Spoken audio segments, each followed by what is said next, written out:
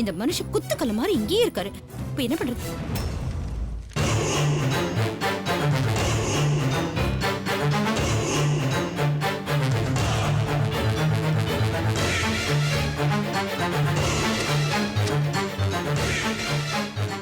என் பொண்ணு ஒரு பாவம் அறியாதவ. ஐயோ, எவ குழந்தைய திருடிட்டு போனாலோ, திருடிட்டு போன அந்த 2 கையும் அப்படியே விளங்காம போயிடணும். என் பொண்ணு கண்ணிலிருந்து விழுற கண்ணீர் அவளை சும்மா விடாது. பாவம் பிறந்து இன்னும் 1 மாசம் கூட முடியல.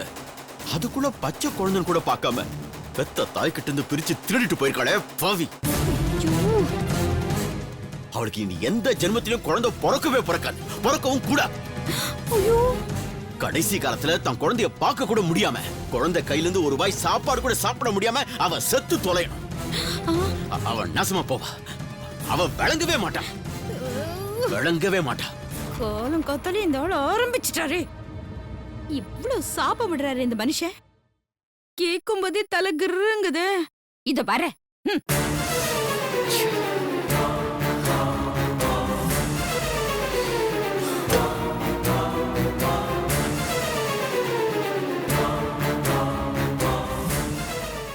ஏங்க, ஊர்ல 1000 நடக்கும், அத்தனைக்கு சாபம் கொடுத்துட்டு இருப்பீங்களா? இதென்ன வீடா இல்ல வேற? இத பாருங்க, இப்படி காலங்காத்தால நடு வீட்டுல உட்கார்ந்துட்டு சாபம் கொடுத்துட்டு இருந்தா வீடு விளங்குமா? நீ இருக்கல, நிச்சயமா இந்த வீடு விளங்கிடும். இத பாருங்க, நான் இருக்க வந்தா அவ்வளோ பெரிய கோடீஸ்வர வீட்டு சம்பந்தம் கிடைச்சது. பொண்ணை கட்டி கொடுக்க முடிஞ்சது. அது என் பொண்ணு சீதாவோட அதிர்ஷ்டண்டி. அத பத்தி நீ பேசாத. அவ அதிர்ஷ்டத்தை தான் நேத்து பாத்தீங்கல்ல.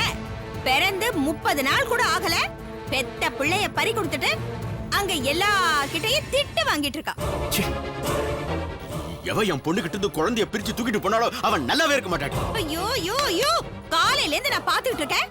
உங்களோட ஒரே ரோதனையா போச்சு. உங்க வாயில இருந்து நல்லதே வராதா? முதல்ல சீதாவை திட்டுங்க. பிள்ளைய பெத்தவளுக்கு ஒரு பொறுப்பு வேண்டாம், கவனம் வேண்டாம். அவளுக்கு பணக்கார மாப்பிள்ளைய கட்டிக்கிட்டோம் அப்படிங்கிற கொழுப்பு, திமிரு. அதான் பெத்த பிள்ளைய கூட கவனிக்காம அவ்வளவு அசால்ட்டா இருந்திருக்கா. யாரோ மகராசி எடுத்துட்டு போயிருந்திருக்கலாம். நீங்க முதல்ல உங்க அண்ணன் மகளை திட்டாம யாரோ ஒருத்திய போய் திட்டிட்டு இருக்கீங்க. இது பாரு, திட்டுறது மட்டும் இல்ல பானுமதி, குழந்தைய திருட்டு போன மட்டும் என் கையில கிடைச்சா அப்படியே அவ கழுத்தை நெரிச்சு கொன்னுடுவேன். ஜாக்கிரதை, கொன்னுடுவேன்.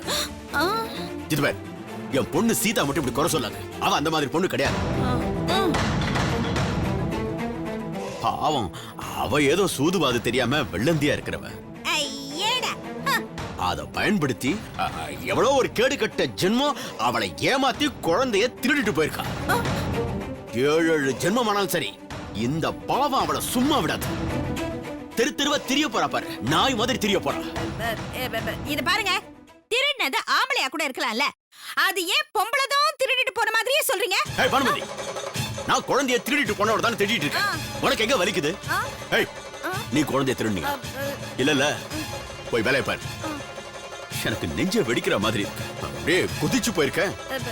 ஏங்க, டிஃபன் ரெடியா இருக்கு, முதல்ல சாப்பிட்டுட்டு ஆபீஸ்க்கு போற வேலையை பாருங்க. கொதிச்சு போயிருக்காரா? கொதிச்சு எந்திரிச்சு 4 குதி குதிக்க வேண்டியதானே. இந்தாங்க இந்த டீயை குடிங்க. இன்னைக்கு நான் ஆபீஸ் போறதா இல்ல, குழந்தைய தேடி கண்டுபிடிக்க போறேன். ஐயோ, மறுபடியும் ஆரம்பிச்சிட்டீங்களா? இத பாருங்க, நீங்க கண்டுபிடிக்க போங்க இல்ல நண்டு பிடிக்க போங்க. முதல்ல நீங்க வீட்டை விட்டு கிளம்புங்க.